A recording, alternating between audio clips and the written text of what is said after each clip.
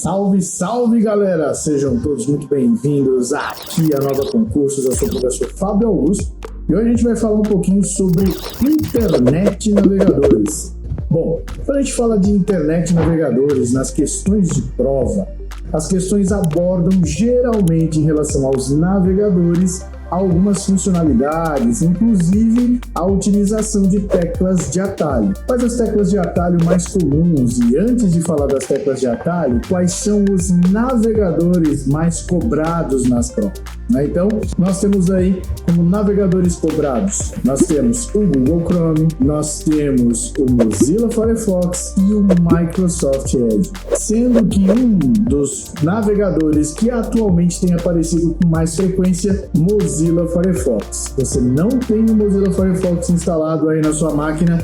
Instale, comece a utilizar, porque o Mozilla Firefox traz algumas diferenças em relação ao Google Chrome e ao Microsoft Edge. O Google Chrome e o Microsoft Edge, por sua vez, eles trazem ali as teclas de atalho iguais, enquanto que o Firefox ele traz uma tecla de atalho que é diferenciada, que é a tecla de atalho para a navegação anônima, né? No Firefox é chamado de navegação privativa e a tecla é Ctrl+Shift+P, enquanto que no Google Chrome e lá no Microsoft Edge a tecla de atalho é Ctrl+Shift+N.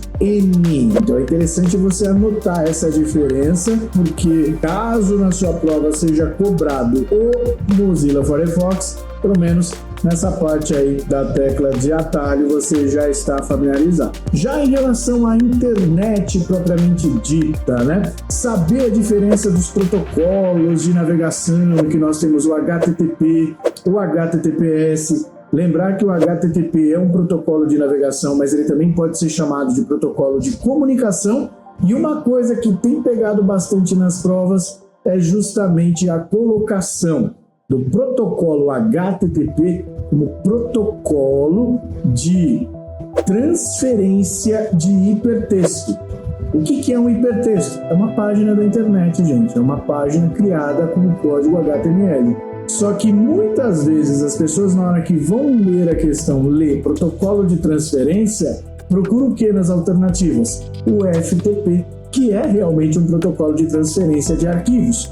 Mas no caso de transferência de hipertexto é o HTTP, tá? Então muito cuidado com esse tipo de pegadinha, mas que não é uma pegadinha, é apenas uma falta de atenção ou excesso de confiança. Um dos, vamos dizer assim, maiores problemas que os concurseiros têm na hora de realizar a sua prova é o excesso de confiança, que acaba fazendo com que você perca a questão, né, de desatenção, né? E em relação às outras características que a gente tem de internet, nós temos lá as características da URL, né? Então, o que é a URL propriamente dita? É o endereço, né, que nós vamos acessar, é o endereço do site.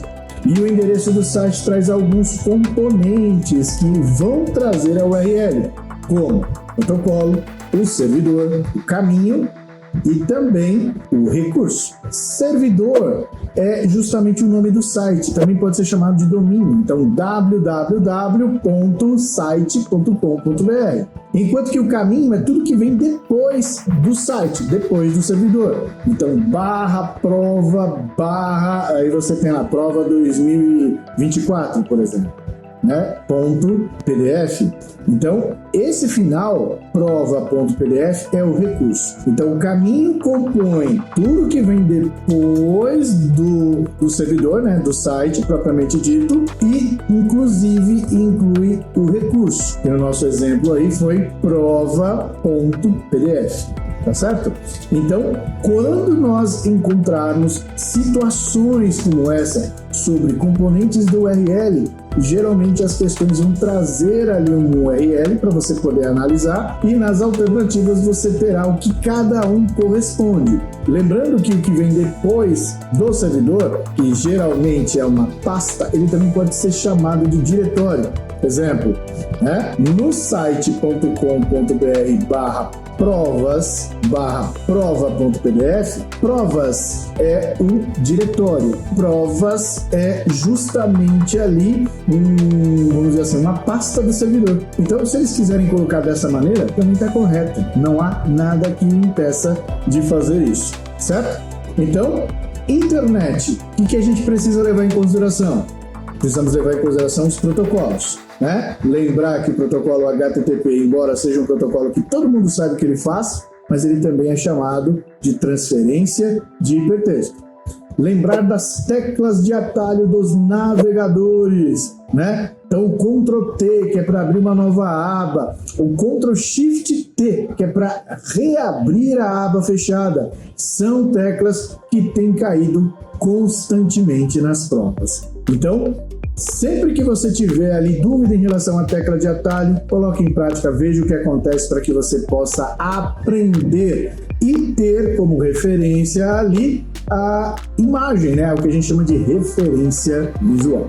Tá claro?